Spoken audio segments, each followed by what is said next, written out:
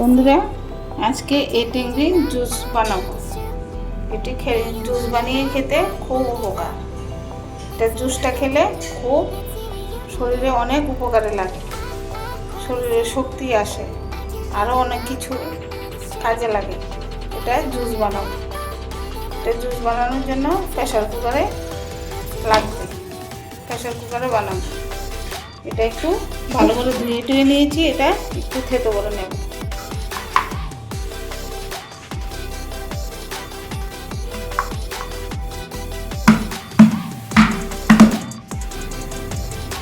থেতো করে নিয়েছি। ভালো করে থেতো হচ্ছে না, সামান্য একটু থেতো করেছি। এবার এটা বাটিতে তুলে নেব। বাটিতে তুলে নিয়ে একটু আদা দেব। আদাটা থেতো করে নেব।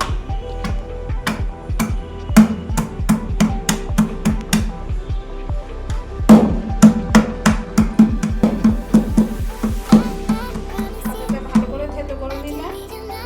এবার প্রেসার কুকারে একটু সরষের তেল দেবো। সামান্য একটু তেল দেবো, কয়েক ফুটা।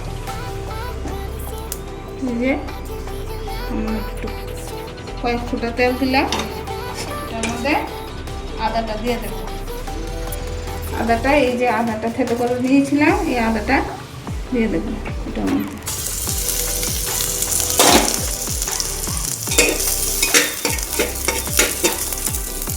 একটু আদা দিলাম, আদাটা নাড়াচাড়া দিয়ে দিলাম। আর এটার মধ্যে একটু নুন দেবো, সামান্য একটু হলুদ দেবো, দিয়ে চিংড়িগুলি দিয়ে দেবো।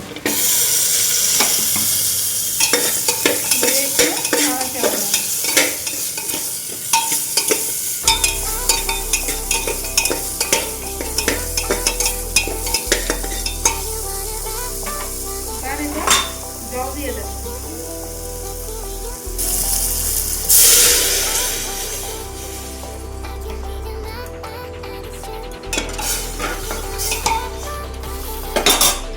জল দিয়ে দিলাম। এবার ঢাকনাটা দিয়ে দেবো 4-5টা সিটি ওঠার জন্য।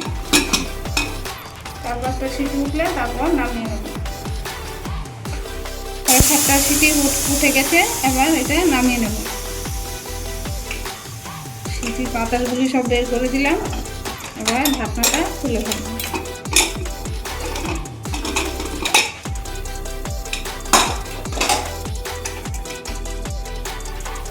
দেখুন কেমন হয়েছে। এটা এমনই থাকে, ঠান্ডা হলে একটু একটু করে খাওয়া হবে।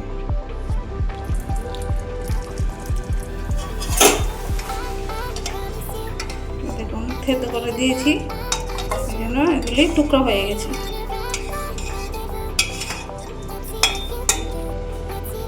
এটার জুসটা খুব উপকার।